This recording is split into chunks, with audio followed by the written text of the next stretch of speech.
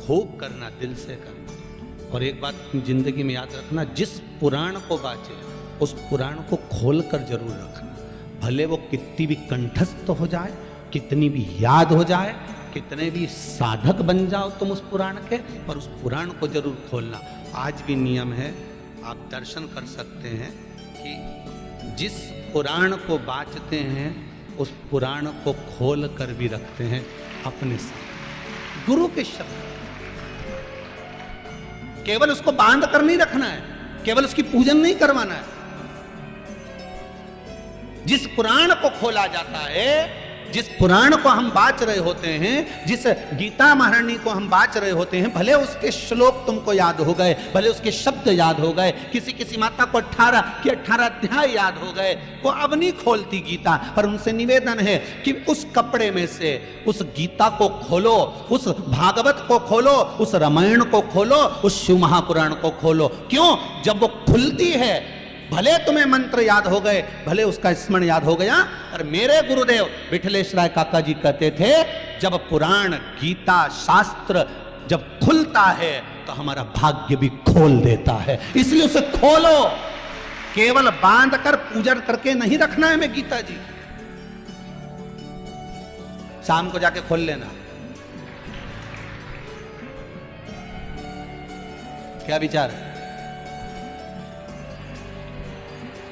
अरे बोलो तो, खोलोगे बस तो फिर और चाहिए क्या अपने? और खोलना ही नहीं है अपन को, ऐसे खोल के थोड़ा सा, भले नहीं आए, नहीं हमें भी नहीं आए संस्कृत, हमें बिल्कुल नहीं आए, हम तो यहाँ व्यासपीठ से क्या हमें संस्कृत आए ही नहीं दादा। तो भले खोलना, और खोल के उसमें जो हिंदी लिखी होनी वही पढ़ लेना। कोई भगवान तो ये नहीं देखता कि तू क्या बोला, भगवान तो ये देखता है कि तूने दिल कितना दिया, बस ये देखता है। जो प्रेम करने वाला होगा ना, वो तुम्हारा गिफ्ट नहीं देखेगा रे।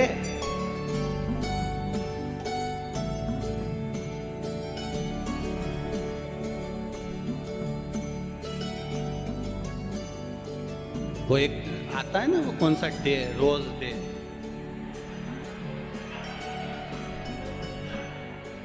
लाल कलर का फूल लेके जाए नहीं, फिर रोज दे दे, और घर पे आया तो कि मम्मी ने जूता दे, जब दे।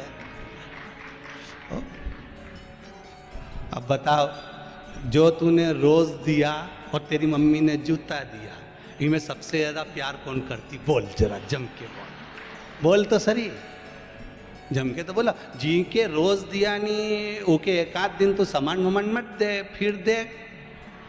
और जी ने जूता दिया नहीं, वो भी तिजोरी की चाबी दे देती आखिरी में, वो देख, अंतर है कि नहीं?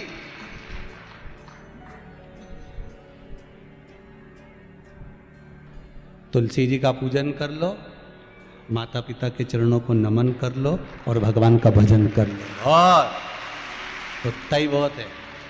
और शिव महापुराण की कथा तो चलेगी सरी, टीवी पे लाइव तो आएगी सरी कथा, भले ये कुछ भी बदलता जाए पर कथा तो कथा ही चलती जाए। तुम तो खूब प्रेम से सुनो, अरे अपना जीवन सार्थक करो, कहीं दरिया 2 रोटी खाओ, शंकर जी का गुण गाओ, और 1 लोटा घर में से पानी भरो ने शिव जी पे चढ़ा, इसके सिवा कहीं नहीं। और शंकर जी से एक बात कहते रहो, बस भोले अब मैं तेरा हो लिया, अब तू भी मेरा हो ले, बस और कुछ नहीं चाहिए। बस बाबा अब कहीं नहीं चाहिए। अब तो तुमने जैसे चोटे को कुबेर बनाया था ना,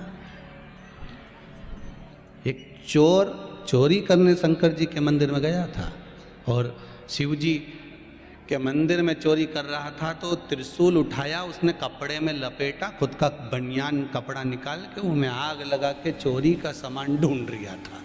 शंकर जी के लगा आज मेरी आरती उतार लिया है। और शिव जी ने कहा इतना जोरदार भगत का मिलेगा कि खुद का कपड़ा जला दिया, इससे जोरदार का मिलेगा। शंकर जी प्रकट हो गए, मांग तुझे क्या चाहिए।